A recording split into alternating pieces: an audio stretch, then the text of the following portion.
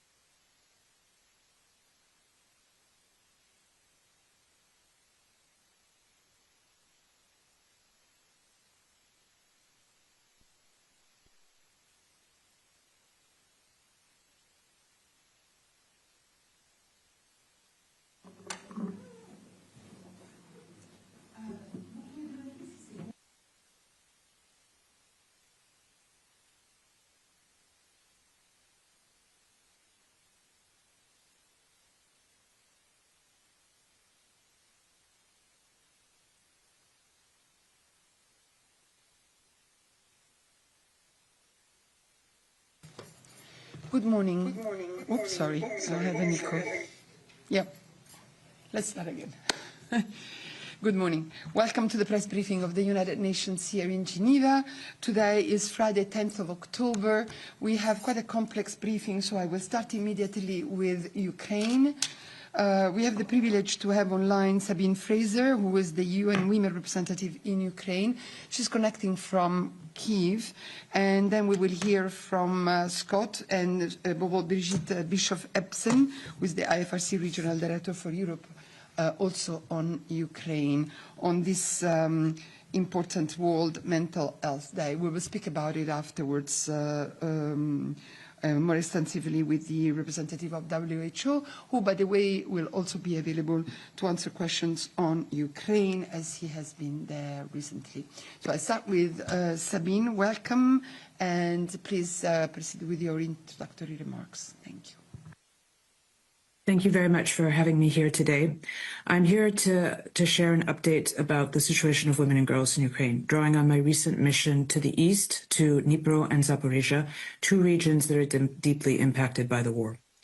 More than 3.5 years since the start of the Russian large-scale invasion and 11 years since the start of the hostilities, the war continues to escalate, claiming more lives, causing massive destruction, displacing millions, devastating the economy, and turning vast areas of land into deadly minefields. This morning in Kiev, after new strikes, we are left with severe electricity and water cuts. Massive strikes on energy continue to escalate, claiming more lives, causing massive destruction, and putting people into the darkness and cold as they face the fourth winter of the full-scale war. While strikes on railroads have cut vital lifelines and blocked evacuations from the hardest-hit regions in the north and the east of Ukraine. Nowhere is safe. The human toll is intensifying with relentless attacks, killing and injuring civilians, including women and girls. Throughout 2025, civilian harm has increased sharply, with total casualties increasing by 40% compared to 2024. Since February 2024, at least 4,403 women have been killed and 313 girls have lost their lives. Behind the numbers, there are the stories of the women and girls in the country. And I would like to share with you a couple stories from Zaporizhia, a city of close to 1 million people who are living less than 30 kilometers away from the front line. There, UN Women, together with the women's rights organization Ukropostir, set up consultations with 3 different groups of women 2 days ago. Women veterans, women entrepreneurs, and leaders of women's rights organizations. Their stories were incredibly powerful and showed how women have specific needs in the humanitarian response and recovery, which need to be considered in our own planning and our financing. These women do not easily fit categories of victims or heroes.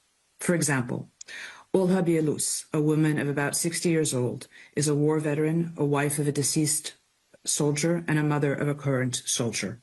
She has huge needs, especially concerning mental health. But at the same time, she is continuing to organize. She is particularly organizing for the rights of women veterans in Zaporizhia and beyond. Another woman who I met, Natalia Voronovska, is an IDP from Mariupol.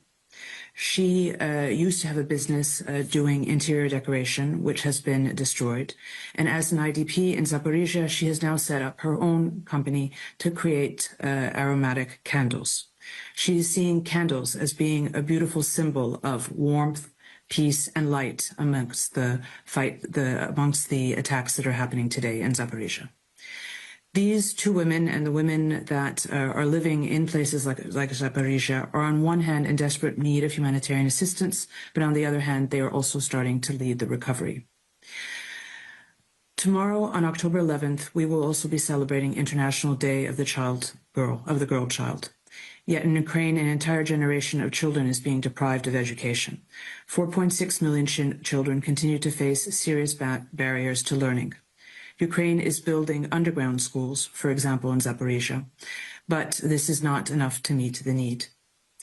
The crimes that are being perpetuated in Ukraine leave deep and lasting wounds, not only on survivors, but also on their families and communities. This week, we also celebrated the Women, Peace and Security Resolution 1325 and commemorated the 25th anniversary of the Women, Peace and Security Agenda. At the Security Council, UN Security Council General Antonio Guterres said, "We need protection, enforcing zero tolerance for violence against women peace builders and human rights defenders, and accountability for those responsible for all acts of gender-based violence, including conflict-related sexual violence." In Ukraine today, women are, on one hand, continuing to suffer from the attacks, but on the other hand, they are playing a leadership role in the humanitarian and the recovery response. Yet, they face tremendous barriers, and particularly barriers to financing. Less than 1% of all recovery assistance coming to Ukraine is prioritizing gender equality in women's empowerment. Yet, what we see in cities like Zaporizhia, which has an acting mayor who is a woman, we see that women are organizing and that they greatly need additional support to be able to continue the work that they are doing. Now is the time to stand up with women and girls in Ukraine with greater commitment than ever, Together, we can ensure they endure this war with resilience and emerge as empowered leaders that can shape Ukraine's gender-responsive recovery, just and equal future. Thank you. Thank you very much, Sabine. That's really appreciated. I'll give the floor now to Birgit. Yes. Thank you so much. Thank you for having me. And thank you for the former speaker also to talking about the situation in Ukraine. I'll continue. And today the world is marking the World Mental Health Day. And the theme for that is mental health in humanitarian emergencies, just what we have just heard about. The International Federation of Red Cross and Red Crescent Societies, the IFRC, together with our national societies across Europe, is right now launching a new data that reveal a critical gap in how we prepare for and respond to crises regarding mental health. We have new data in that report, which we call the missing pillar in Europe's emergency preparedness. It draws on no less than 150,000 voices from across the region, including Ukraine and 5 countries within the EU, including Lithuania, Portugal, France, Ireland, and Romania. Mental health and psychosocial support are as essential as food or shelter, but it remains underfunded and poorly integrated into Europe's crisis and disaster preparedness systems. This is important. And this is particularly stark in Ukraine, where the conflict has inflicted deep psychological wounds and where our research reveals that the scale of the mental health crisis. So here are some numbers on that. 56% of the people say that they need psychological support, yet only 19 have been able to access that. 4 in 5 say that they or their loved ones have experienced traumatic events since the escalation of the conflict.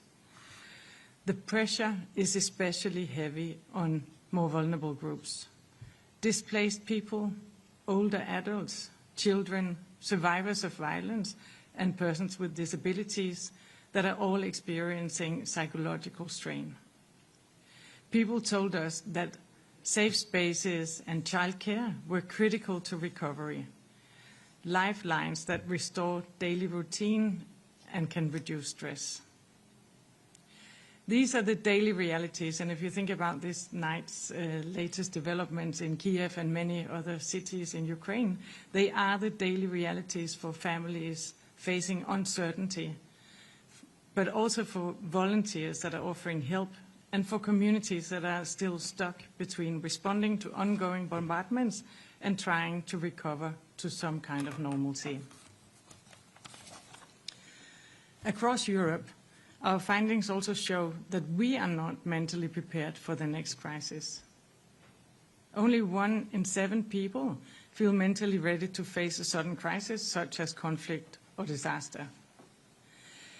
In most countries surveyed, more than 1 in 5, or more accurately, 23%, people said that they worry about crisis daily or weekly, a level of ongoing stress that affects the well-being in itself. On the good news side is that people really want to help. 4 in 5 respondents said that they would be willing to offer emotional support to someone struggling, but nearly half fear that they will be the ones to make things worse for the ones they help. 6 in 10 said that with some basic training, they would feel much more capable of helping others. So those are the good news. And what we've seen what happens when we invest in critical mental health gap. Across Europe and Central Asia last year, the IFRC network delivered 2.4 million mental health and psychosocial support services. This is part of a 9.4 million receiving support around these services globally. In Ukraine and in neighboring countries, we launched the largest ever mental health initiative where our team supported millions affected by the conflict, including through helplines, counseling, group sessions, and training in psychosocial first aid. Sorry, that is psychological first aid. We've also trained tens of thousands of first responders, including our volunteers, teachers, health workers, and civil protection staff, to provide psychological first aid and basic psychosocial support. These skills strengthen both immediate response and long-term community resilience. When people receive early, practical mental health support, it reduces distress. It prevents escalation and helps families recover faster. It also eases pressures on the health systems. So our report offers a clear call. Mental health should not be a missing pillar across Europe. Indeed, it is a critical component to crisis preparedness and response, and it's a gap that we urgently need to close. And as the conflict in Ukraine continues, it shows what is at stake. Behind every destroyed building, there is also this invisible ruin, the toll on people's minds and hearts. And rebuilding must start there too. Invest early, act locally, and recognize that every conversation, every act of care helps societies withstand the shocks ahead. Thank you very much, and happy to take questions. Thank you very much, Birgit. And I'm just looking to the list of speakers. I wonder if Christian, maybe Dr. Fahmi Anna would like to intervene now, if is it connected?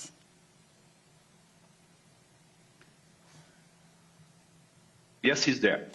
Okay, maybe we can hear from Dr. Hannah, as we have been speaking a lot about mental health, humanitarian response, and then I'll open the floor to questions. Thank you so much, Madam Chair. Would you like me to do an intervention related to Ukraine now, No, related just, to the World Mental Health Day? I know you had some remarks to make, so if you can do it, and then we will open the floor to questions on Ukraine and mental health or mental health. So just please go ahead. So your complete brief, Fahmi, please. Yeah. Thank you so much, colleagues. Colleagues, today's theme on World Mental Health Day is simple and urgent, as kindly shared by my colleagues from UN Women and I4C, access to mental health and psychosocial support in humanitarian emergencies. It's true, the world is facing not only unprecedented humanitarian crisis, but also humanitarian assistance in all emergencies today. That 67 million people with mental disorders living in conflict, disaster, or displacement settings. Their needs are not marginal, they are among the most affected with every emergency. We know that coordination and progress is real and possible. In 2019, 6 years ago, fewer than half of all emergencies has an MHPSS coordination mechanism. Today, it's 71%. A proof that investment can make a difference in people care and better referral. 85% of emergencies report to WHO Mental Health Atlas that they are integrating mental health and psychosocial support. However, quality and service coverage fall short. WHO is supporting mental health in 40+ emergencies today, backed by a global interagency search roster of 600 specialists that we have the pleasure and privilege to co-chair together with our colleagues in I4C, and the IASC. Mental health and psychosocial support minimum service package represent our gold standard for rapid coordinated action in any emergency response. Colleagues, in 2024, WHO provided life-saving psychotropic medicines to 2.1 million people in emergencies such as in Sudan, Chad, and Ethiopia, and helped in building mental health system in places such as Myanmar, Syria, and Lebanon. However, in 2025, these requests for life-saving psychotropic medication has fallen short by 94%. Not because we have less people with mental health conditions in emergencies, but because there are competing priorities among emergencies and funding become more constrained and in some situations vanished. In 2024, member states of WHO adopted a milestone resolution at the World Health Assembly, the first in history to call for mental health integration in preparedness, response, and recovery of emergencies. Colleagues, the most powerful aid can be a safe place to tell a story. The most common condition in emergency is not a physical wound, but grief. A broken bone may heal in weeks. A destroyed home can be built in months, but mental health effects, if ignored, can last a lifetime or even generations. People cannot survive, as my colleague in I4C said, on food, water, and shelter and all. With mental health and psychosocial support, people can cope, recover, and heal. Access turn numbers into neighbor, a parent who sleep again, a child back in class, a responder who can keep serving, measuring success by those who find care. Colleagues, for all humanitarian responders, we need to integrate mental health into operations. To all governments, we need to invest in mental health preparedness, it pay back in well-being and economic recovery. And finally, to funders, mental health and psychosocial support is a life-saving measure. WHO World Mental Health Day page today include feature stories, resources, social media asset, videos, and most importantly, stories from the front lines in Afghanistan, Syria, Myanmar, among others, showcasing work of scaling up and building back better, sustainable mental health care during and after emergencies. Colleagues, let's ensure together that we renew our commitment today for the value of mental health. I wish all of you health, safety, and mental well-being on the World Mental Health Day. Thank you very much. And on the same note, I would like to also recall that we've just distributed the message of the Secretary General for World Mental Health Day. You have it in your mailboxes. So I'll open the floor to questions, but I would like please to ask you if you can prioritize the question on Ukraine, and then also we will take mental health just after. So I'm looking, Robin, Agence France Presse, please. Good morning. This is a question for Sabine Fraser. The rise in civilian harm this year that you spoke about, does that have a particular impact on women? And secondly, what is that rise in civilian harm down to? Is it just the volume of missiles and drones, or is it the actual targeting of civilians? Thank you. Sabine? Thank you very much for that question. What we have seen is, yes, the increase of civilian harm in terms of casualties, but what we've also seen is the increasing targeting of energy infrastructure and other forms of infrastructure. What happens when that occurs is that women are also disproportionately affected by that. We carried out a study earlier this year about the destruction of energy infrastructure and how that affects women in particular. And of course, then women have different, it affects women differently than it does men, because of course women are spending a lot more time at home. So they are of course responsible for the food in the house, for example, the electricity in the house. And so when you have attacks, as you did this morning here in Kiev, where the household no longer has electricity and water, this has a huge effect on women who are leading their families while a large number of men are fighting on the front lines. I would also say that the attacks on infrastructure in terms of transport has a huge effect on women.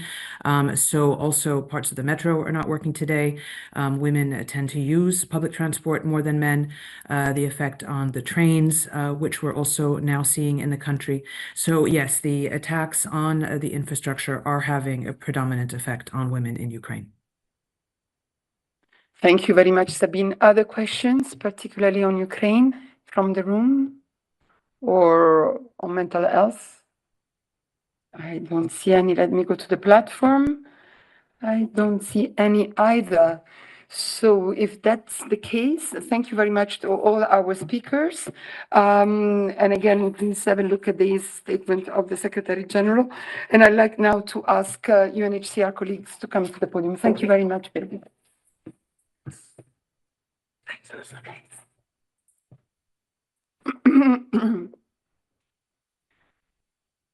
So let me welcome Eugene, who has brought with us, yes, please, with her Abdurraouf Gnonkonde, I hope I pronounce it well, who is the UNHCR Regional Director for West and Central Asia.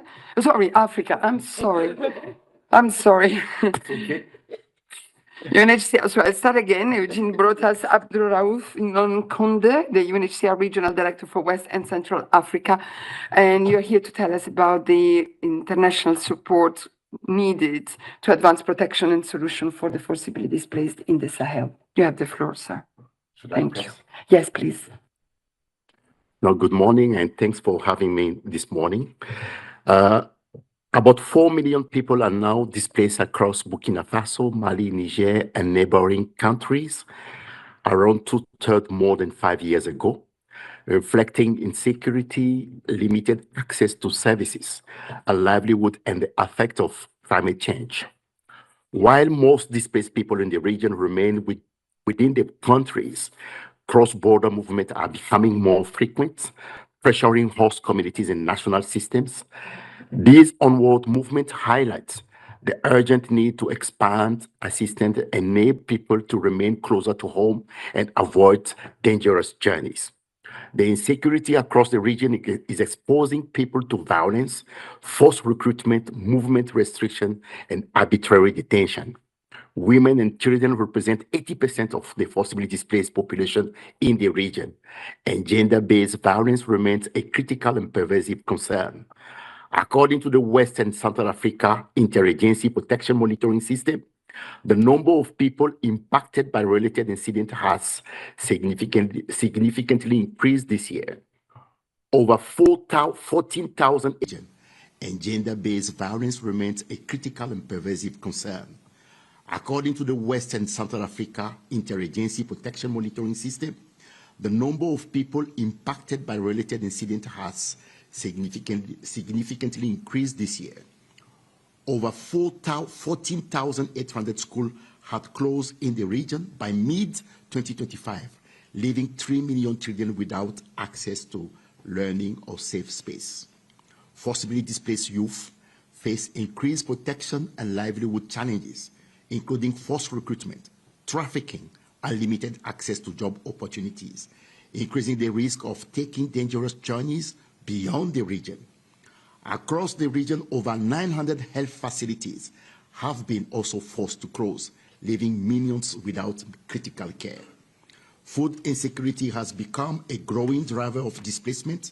The share of displaced people and host community members citing food insecurity as a cause of their movement has doubled in recent years.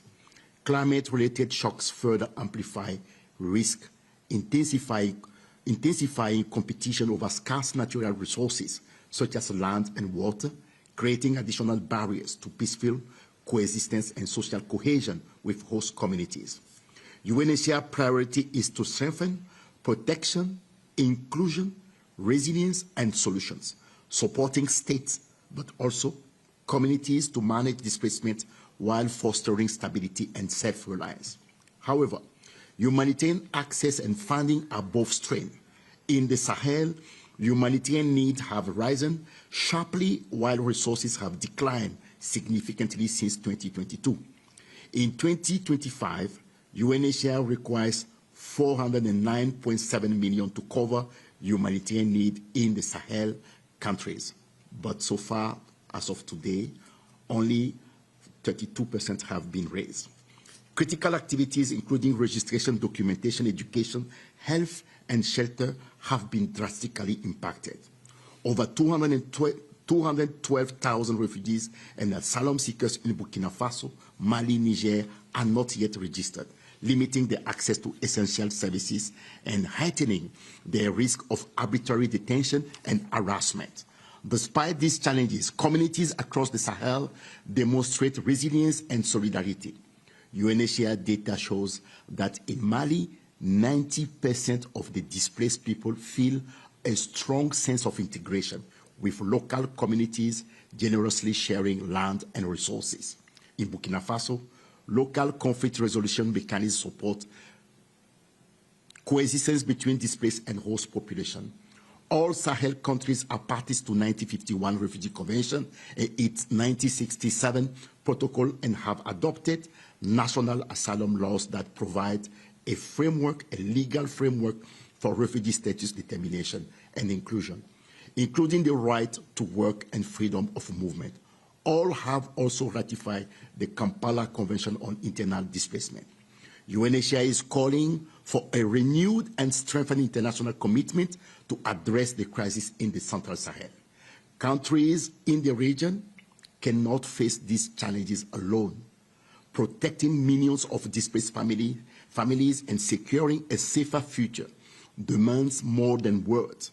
It requires unified, sustained international action and true solidarity with the Sahel people. I thank you. I thank you very much, Abdul Rauf, and I would like now to open the floor to questions. This is really an important situation, and we don't put enough light on, so it's an important occasion. Let me see if there's any question. Robin, Agence France-Presse. Good morning. Those 4 million people that are now displaced across the Sahel region, why is it that people are mostly staying within their own national borders? Are there any patterns that you've picked up as to why people are not leaving the country entirely, but staying within the country?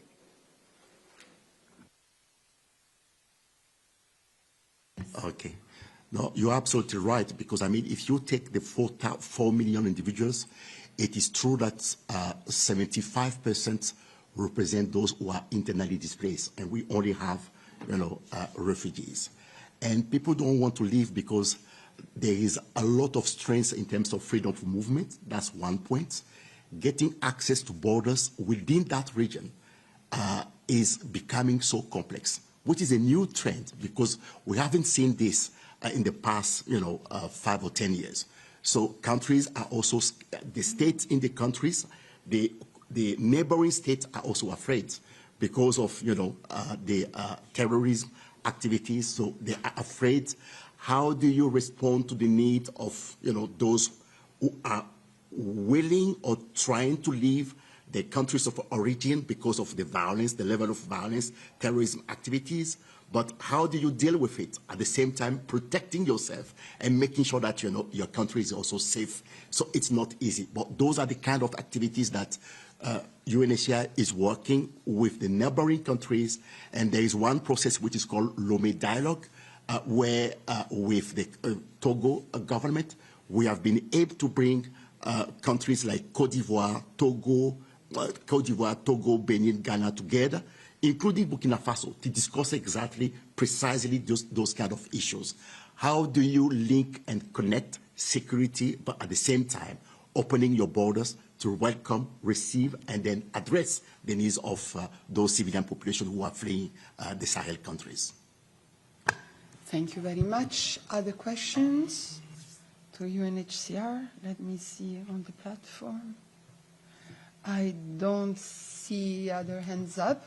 But before letting you go, I think Eugene has also something to add.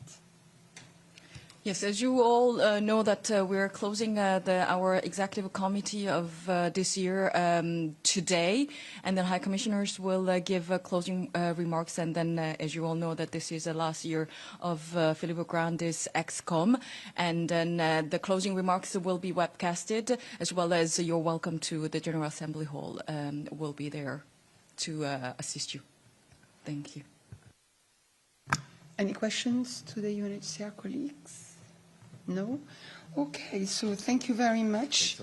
Thanks for coming, Abdul Rauf. Good luck for the end of the meeting. And I'll ask Ricardo to come to the podium. We'll go to Gaza now.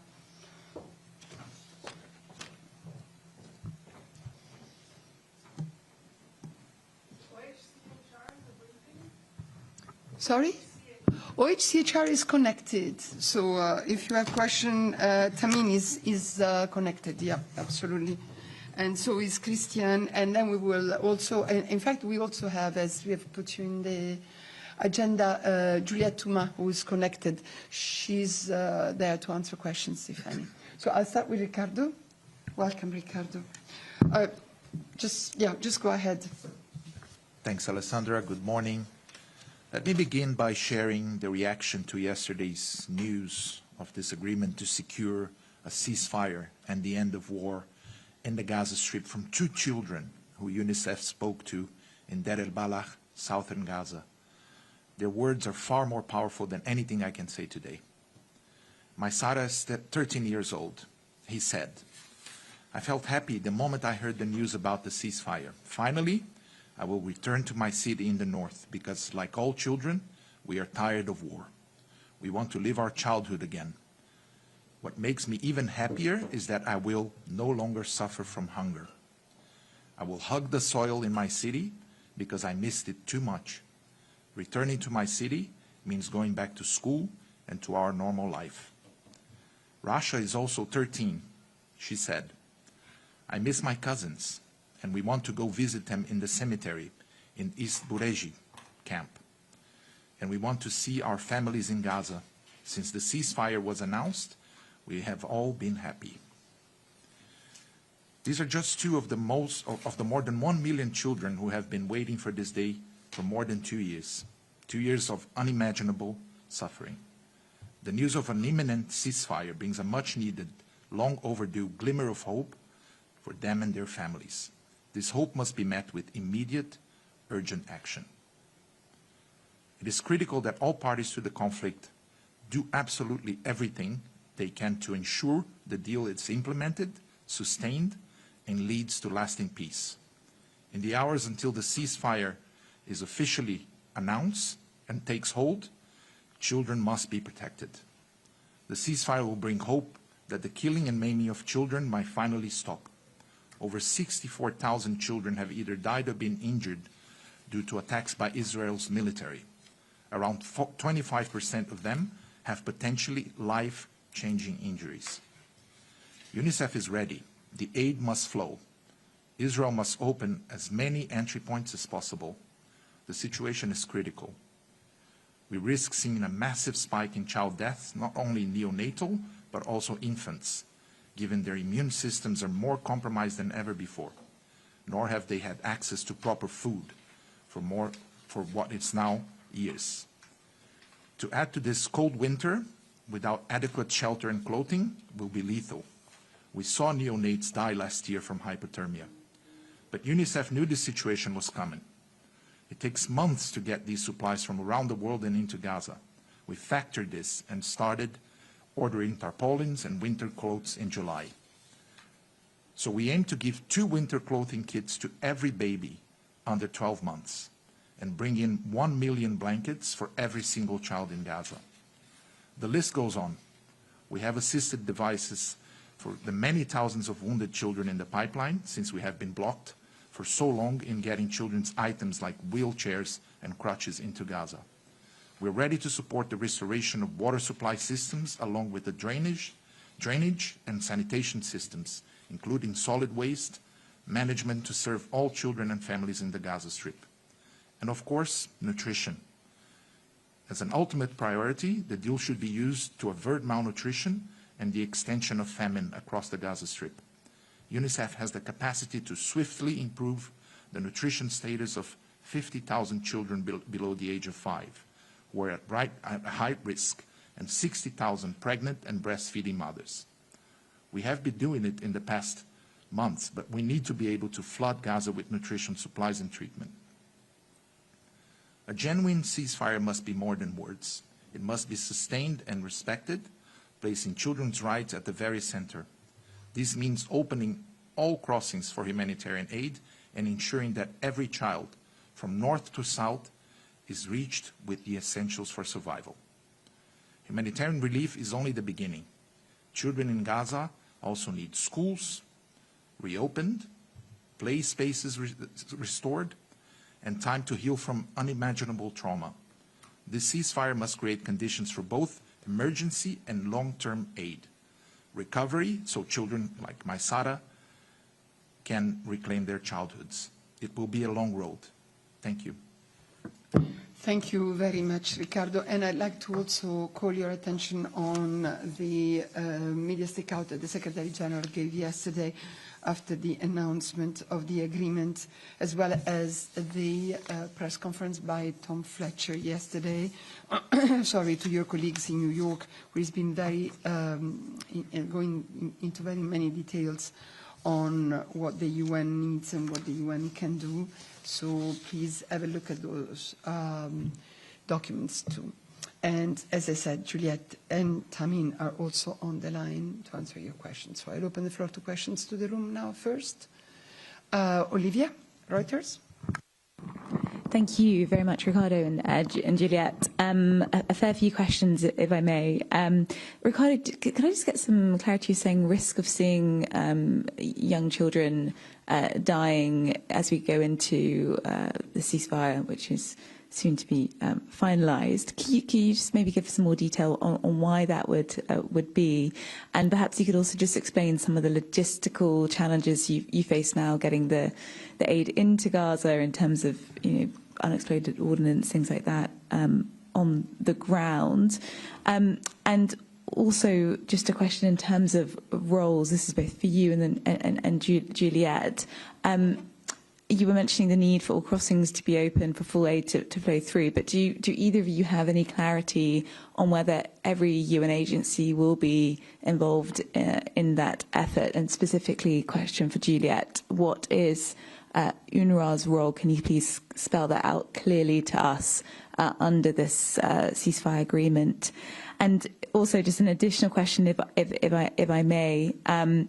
We understand there's been some reports of GHF dismantling a couple of its feeding points in Gaza.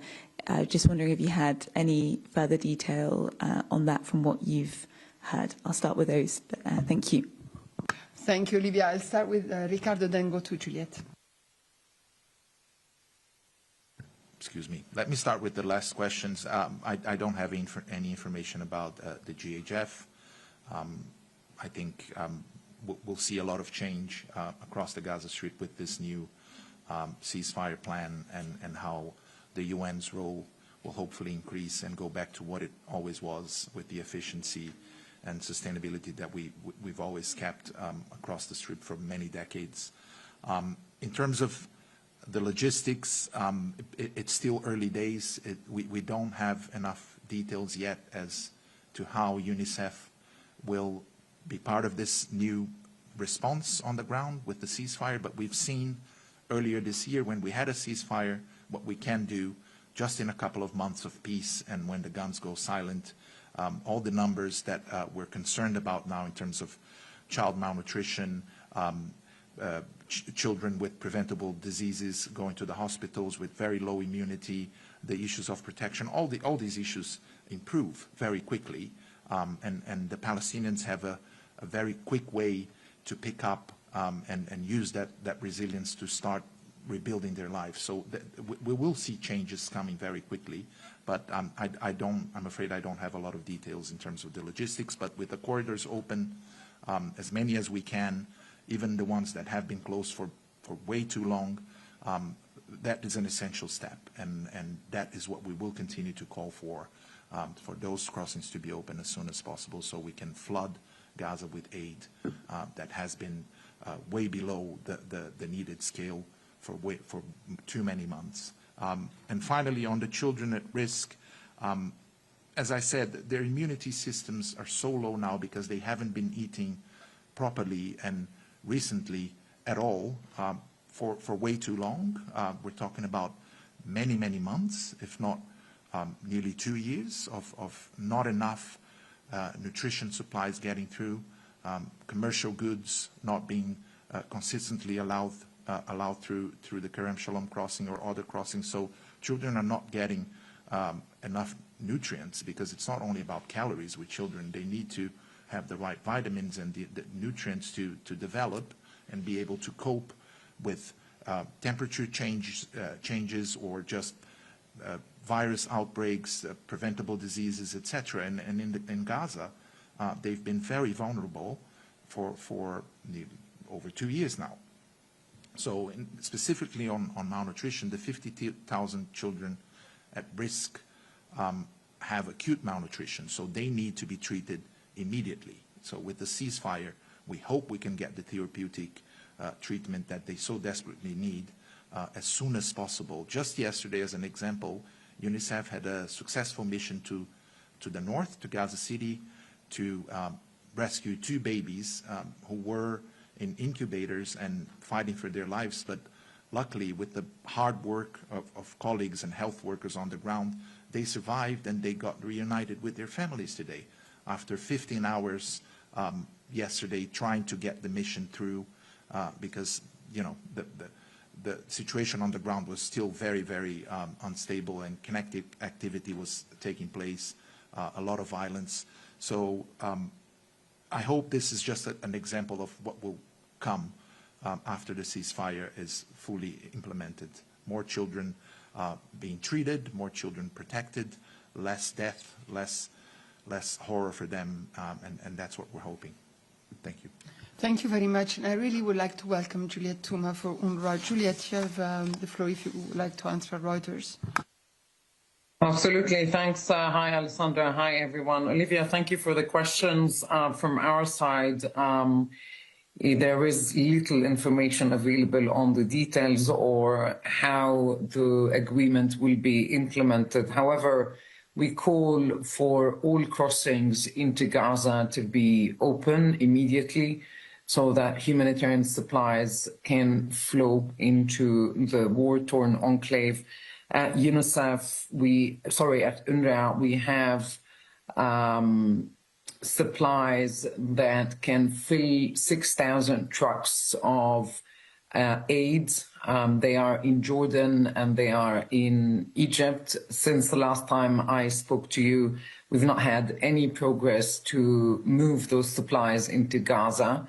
As a reminder, we have food that can be provided to the entire population, sufficient for 3 months, and this is absolutely critical in controlling the spread of famine, which has been confirmed in Gaza City.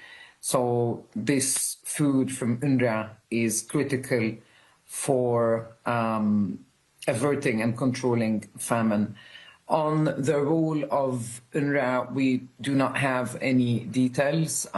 We have been banned by the Israeli authorities from bringing in any supplies into Gaza since March 2025, so that's more than 7 months. The same supplies that I mentioned to you, that also have medicines, by the way, for the UNRWA clinics that continue to be open in Gaza, and also for our mobile health points that are spread across the Gaza Strip. So if we need those supplies to get in, also because they have medicine. They also have other basics like 1 million bar of soap, as an example. We have hygiene supplies, including sanitary pads for women and girls. And we all know that this has been in very, very short supply. We also call for allowing our international personnel back into the occupied Palestinian territory. That also includes the Gaza Strip, also includes the occupied West Bank, including East Jerusalem. We have not had any visa from the government of Israel to any international personnel at UNRWA since January this year. With regards to the GHF, we do not have any information, like Ricardo said. However, what we keep saying is that there is a system in place. It is managed by the United Nations, including UNRWA. UNRWA continues to be the largest humanitarian organization in Gaza, against all odds, despite all these challenges, despite the ban. The agency continues to have, as we speak, 12,000 humanitarian workers who are providing to the Palestinian community in the Gaza Strip, across the Gaza Strip, including in the north of the Gaza Strip. All we're saying is let the UN, including UNRWA, to do its work. It is going to be very, very difficult, if not impossible, to imagine undertaking a humanitarian response at the level needed in Gaza without UNRWA. Thank you very much.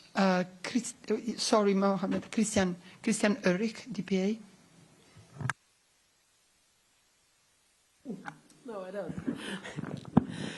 Juliette, have you had any indication with this agreement in the last few days that the status of UNRWA is going to be rethought by the Israelis, or that you will be able to play a role? I mean, if they do not change the policy, you would still not be allowed to move in or get visas. Have you had any indication that there's a change in the pipeline? Thank you. Juliette? Thanks. Great to see you. Not just yet, but as any humanitarian would tell you, we thrive and survive on hope. And so we hope that pragmatism will prevail. I tell you also why, also because of the role that UNRWA can play in bringing children back to education. You see, in Gaza, there are 660,000 boys and girls who have not been to school for the third year in a row. And now, before the war, half of them used to go to UNRWA schools. We have, as an example, 7,000 teachers among our cohort of staff who are ready to help children return to education. And so that is going to be absolutely fundamental, not only because children must go back to school to overcome the trauma and the shock and to reconnect with whatever is left of their childhood, but also to get the education, the learning skills, the life skills that they are going to need, that Gaza is going to need when peace eventually comes back to the war-torn enclave. These children are going to be key for rebuilding the future of Gaza. Mohammed, Anadolu Wansi. Okay, thank you so much, Juliet. My question is will be about humanitarian aid as well. As you mentioned, humanitarian aid are waiting to get in Gaza, and the ceasefire agreement started today. And you also mentioned that Israel has banned you. That's why you don't have contact with them. So far, do you know that did any UN officials have contact to Israeli authorities to rapid delivery of this aid? Juliette? Yeah, thank you. The short answer is no, I don't know. And as far as we know, with regards to your first part of the question on the ceasefire, the airstrikes have continued based on an interaction I had with colleagues in Gaza this morning. And also as a reminder, since the war began, we can very sadly confirm that over 370 of my colleagues at UNRWA have been killed, some of them in the line of duty. This is also to confirm that this is the highest death toll in the United Nations since it was first established. Thank you very much. Iman Kuna. Thank you so much. Two questions, please. The first one is for UNICEF. I understood that yesterday you succeeded to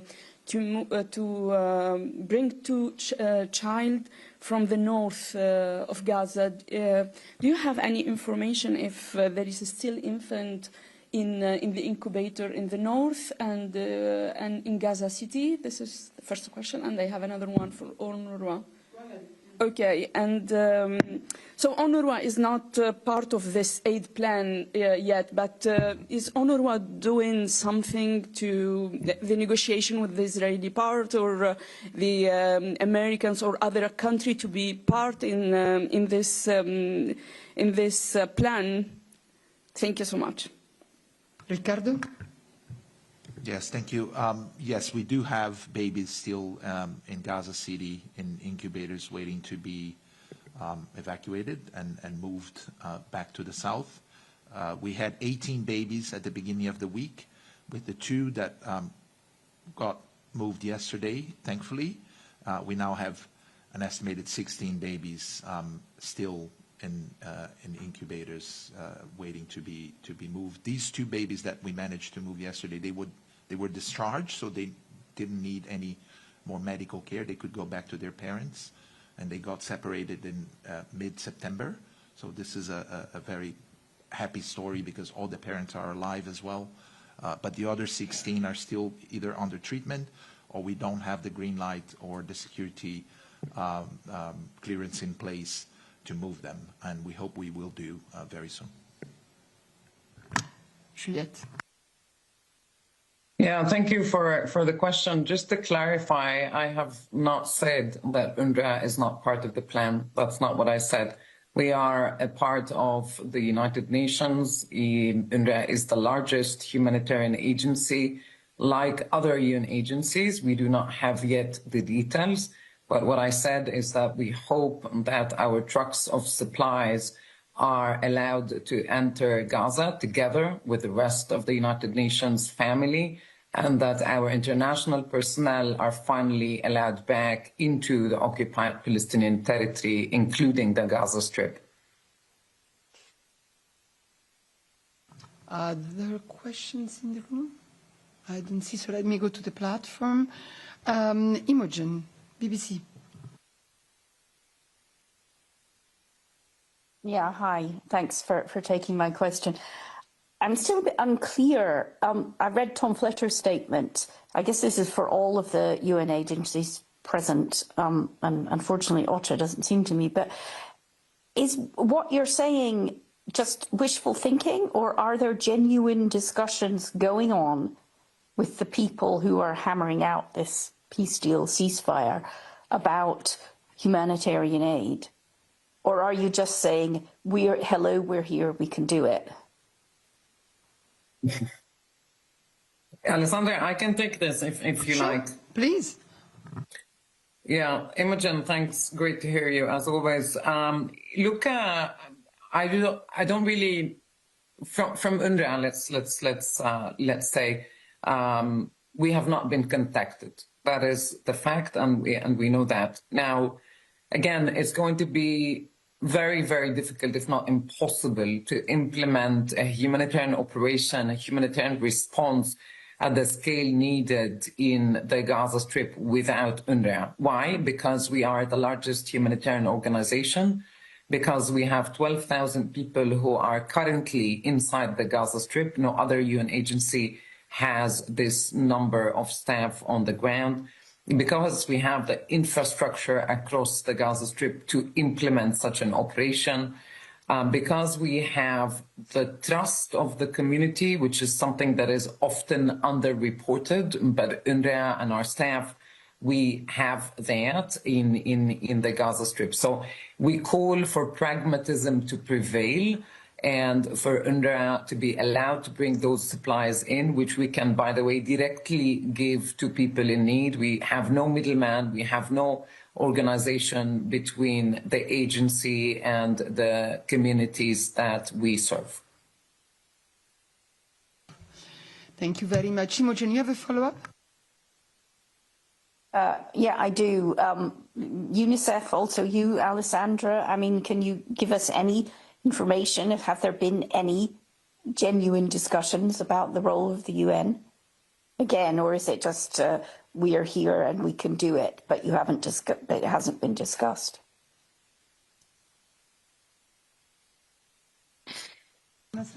I can speak for UNICEF. Yeah, and I can then complement. Go ahead. Yeah, similarly to what Juliette just said, we, as I understand, we haven't been officially contacted or asked to join any discussions as to when and how the UN will be part of this plan. But as Tom Fletcher said yesterday, obviously this is something that will happen.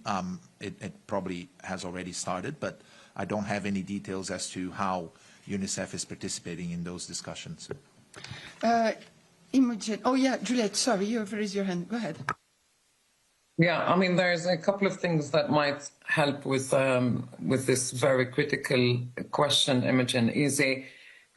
First of all, if we look back at the last time there was a ceasefire in Gaza, that's January to March, so we had a period of 6 weeks where the UN, including UNRWA, were in charge of delivering humanitarian assistance. And back then, we were able to bring in, on average, 600, 500 trucks every day of supplies, not only of food, hence the big difference between us and the GHF.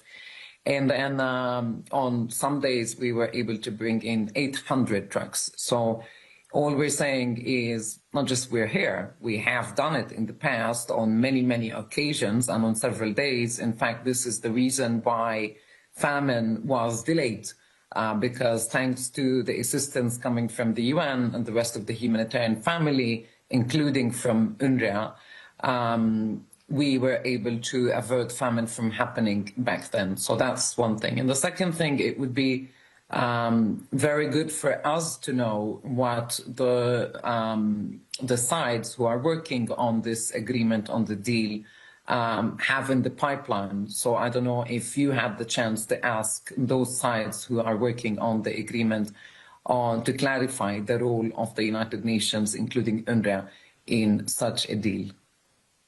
Thank you, Juliette. I think I don't have much to add to what you said, except that Tom Fletcher yesterday gave more details about the contacts that they have with the Israeli counterparts, so I referred you to that, Imogen, too, and also to what Stefan said, answering a question exactly on this matter yesterday.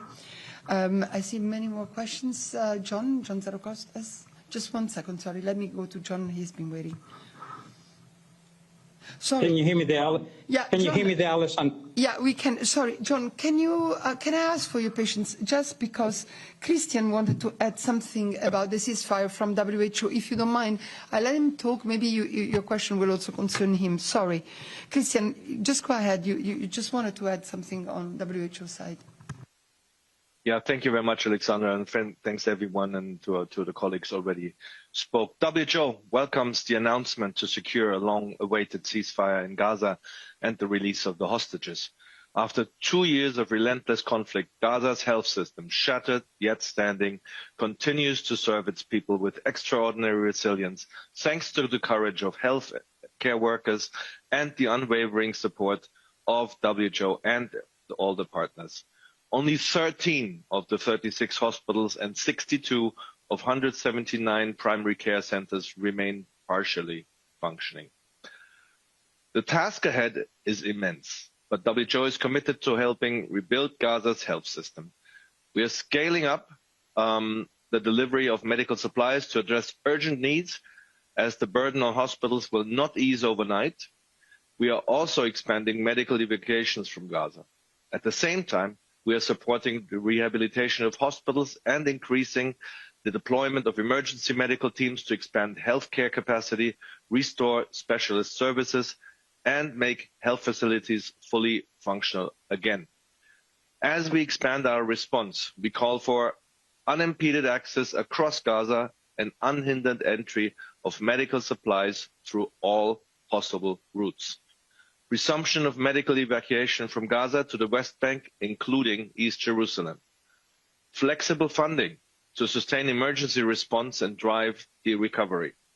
And last but not least, and above all, a lasting, permanent ceasefire and peace. Thank you. Thank you. And John, thanks for your patience. I'll go to you now. Can you hear me there, Alessandra? We can. Hello? Yes, good morning. My question is to Ricardo and also to Christian. I was wondering if, following up to what Imogen said earlier, if there is a planned meeting of the Interagency Standing Committee at the principals level by Tom Fletcher to coordinate with all the humanitarian and international agencies on the humanitarian relief. And Juliet, that's relevant, I think, to UNRWA as well. Thank you. Indeed, yesterday, Mr. Fletcher made a declaration on the indispensability of UNRWA in delivering the operations across to get to Palestinian civilians. Ricardo, and then maybe if Juliette wants to add anything, or Christian. Yeah, thanks. Look, from our side, we are on full gear to make sure that we flood Gaza with aid, that UNICEF can do what we do best and at the highest scale possible.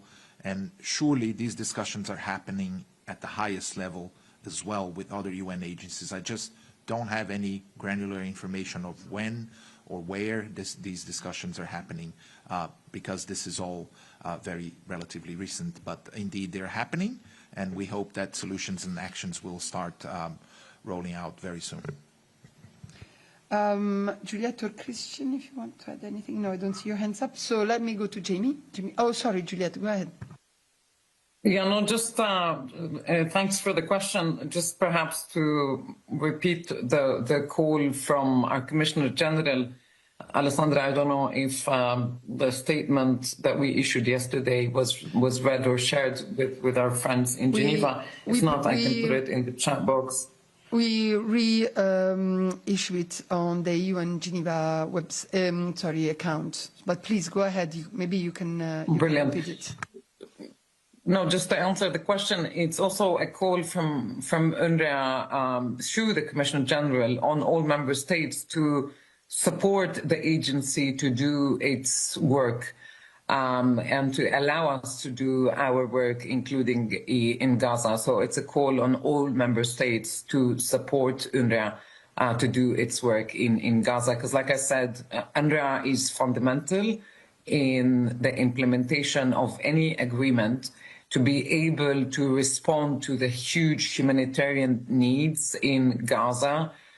It is going to be very difficult to do this without UNRWA. And like I said, and I will say it again because it's an issue that is very close to my heart, it's about children and bringing children back to education, including through the staff of UNRWA teachers who are currently in Gaza, continue to be in Gaza, to help with other UN agencies and entities on the ground in Gaza to bring back to learning 660,000 children who have not gone to school for the third year in a row.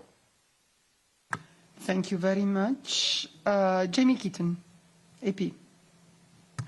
Thanks, Alessandra. I wanted to ask Juliet, thank you so much, Juliet, for coming to see us, and nice to see you again. Could you tell us, following up on the earlier questions from Imogen and John, we heard from Fletcher yesterday that there is contact between OCHA and COGAT. I wanted to know what specifically UNRWA's connection is with COGAT. How frequently are you talking to them? Is there radio silence, or are you actually coordinating with them, specifically UNRWA? Thanks. Yeah, thanks, Jamie. There's no radio silence from our side, I can assure you. We continue to be in touch with the Israeli authorities at the different levels.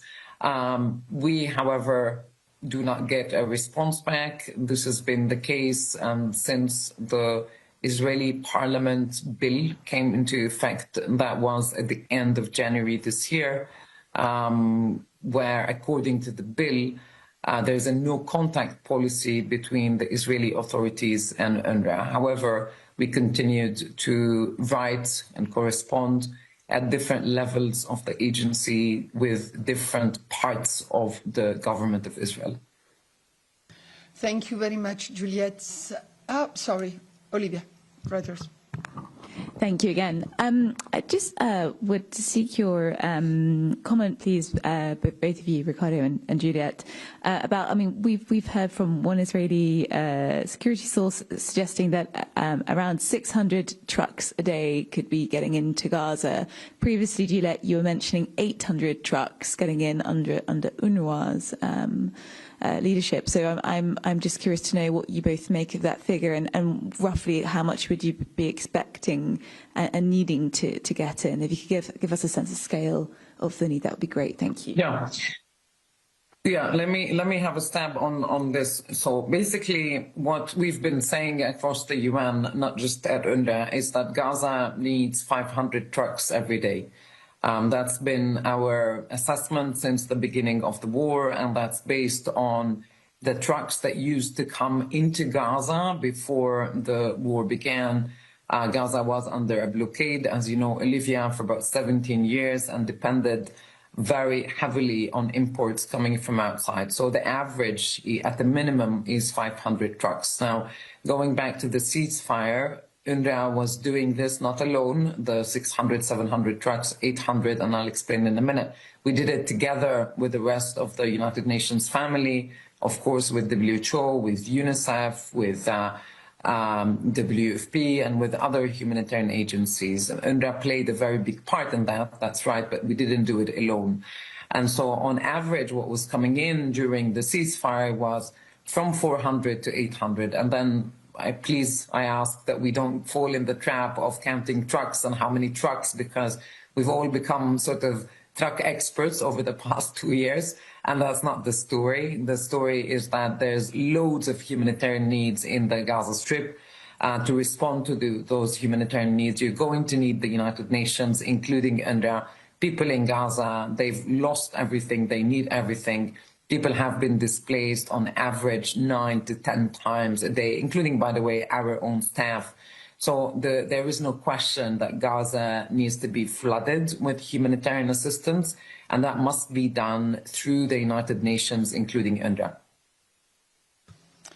And I see Olivia nodding. Thank you. Christian, sorry.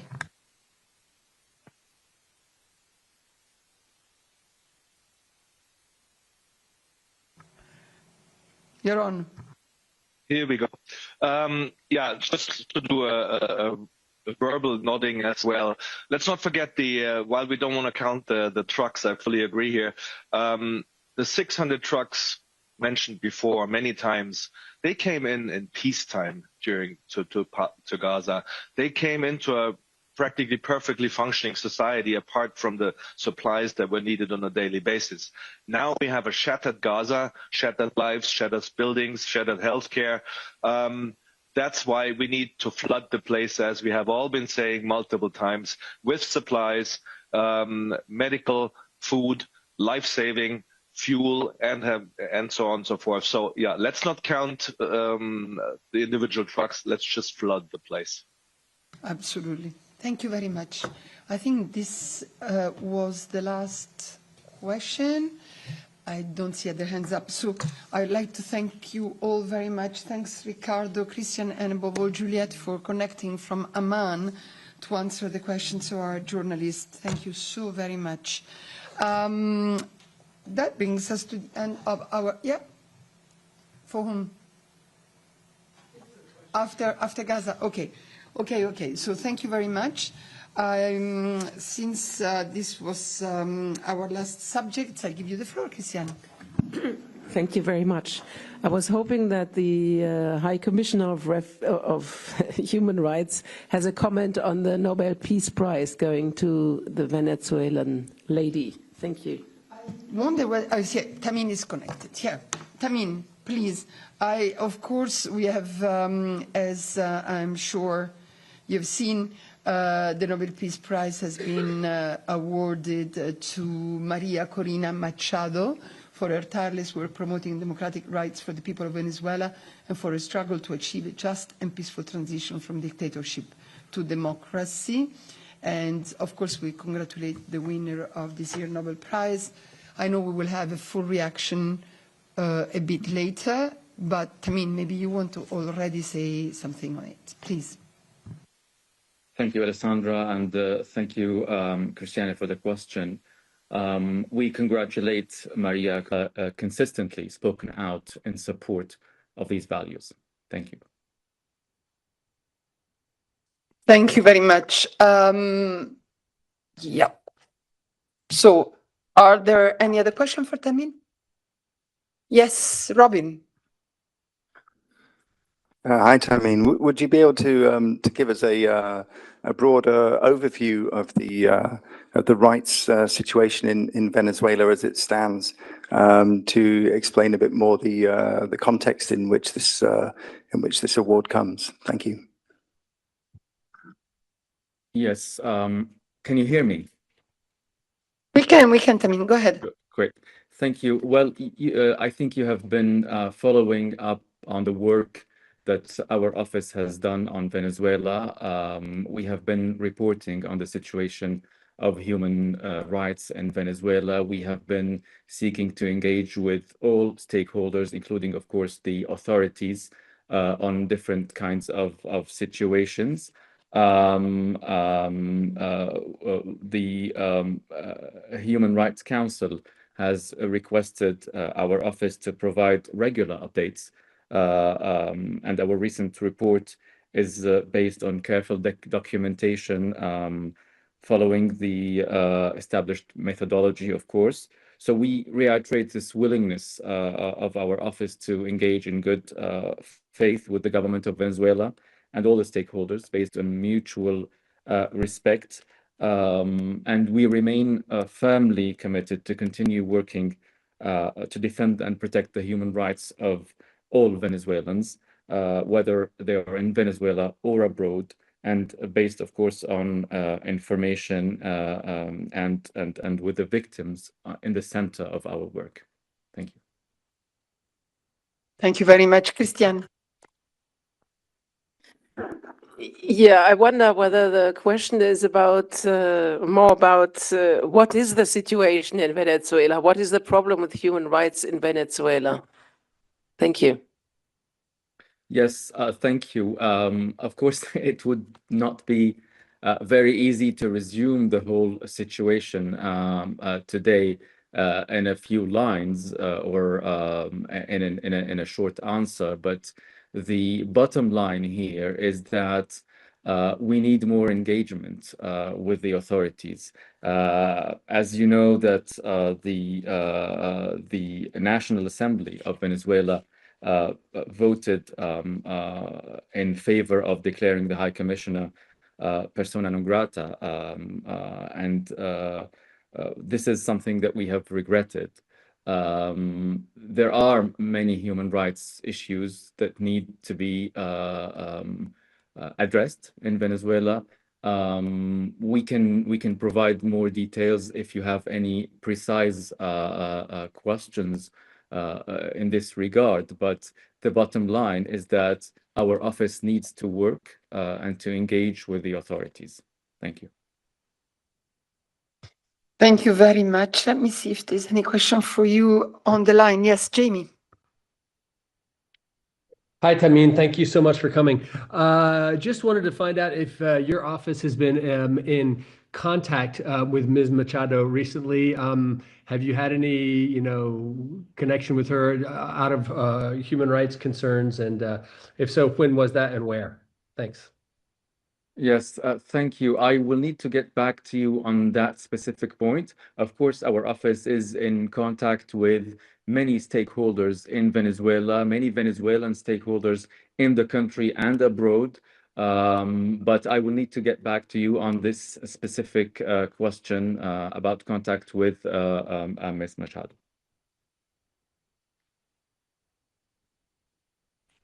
And don't see any other hand up for you, Tamim. Thank you very much. Is that a hand, Robin? No. Okay. Okay, good. So we come to the end of, almost to the end of our briefing. We have spoken at length about the World Mental Health Day, which is today. We've also sent you the message of the Secretary General for the day, International Day of the Girl Child. This is tomorrow, 11th of October. And we also sent you the message for the International Day for Disaster Risk Reduction, which is on the 13th of October. And as you know, our colleague of the Disaster Risk Reduction Agency here in Geneva are available for questions. Just wanted to remind you the press conference of Mrs. Greenspan. That's going to be at the Secretary General of UNCTAD. That's going to be on Monday, 13 October at 2:30 p.m. in this room. She will be here to brief you on UNCTAD 16, which is coming along, as you know, starting the week after on the 20th of October for 4 days here at the Palais des Nations. And on Thursday, 16th of October at 10 a.m., we will have a press conference by WMO on the WMO Greenhouse Gas Bulletin with Cove Barrett, who is the Deputy Secretary General of the organization, and Oksana Tarasova, WMO Senior Scientific Officer.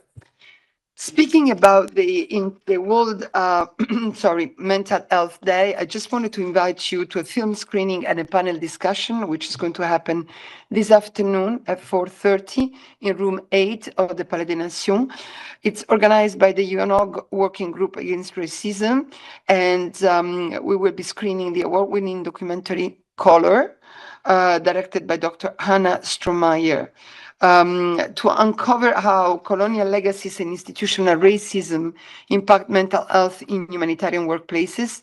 This 64-minute film includes extensive research as well as testimonies of the working staff in Nairobi and call for more inclusive and supportive organizational structure. There will also be a panel discussion, including with messages from Dr. Strohmeyer, after the film screening. Just wanted to remind you that I'm sure you know that the treaty bodies sessions have been cancelled for their third annual session. So we wanted to still tell you about what's coming up on that side. In accordance with Human Rights Council Resolution 5222 adopted on April 2023, the United Nations Forum on Human Rights, Democracy and the Rule of Law will hold its 5th session next Monday and Tuesday, 13 and 14 of October at Tempus here at the Palais. The theme will be Democracy and Climate Change, focusing on solutions. At the opening of this session at 10 a.m. on Monday, the forum should hear opening statement from a series of very distinguished speakers. It's a very long list. I won't read them all, but please have a look on their website. There will be 6 successive panels, 3 per day, devoted to climate change in a rule of law-less context, participation, accountability, and fundamental freedoms on climate justice, the just world. Another one on climate governance. Then they will have legal clarity, democratic defense, and creativity, harmony with nature, interconnected solution for interconnected problems.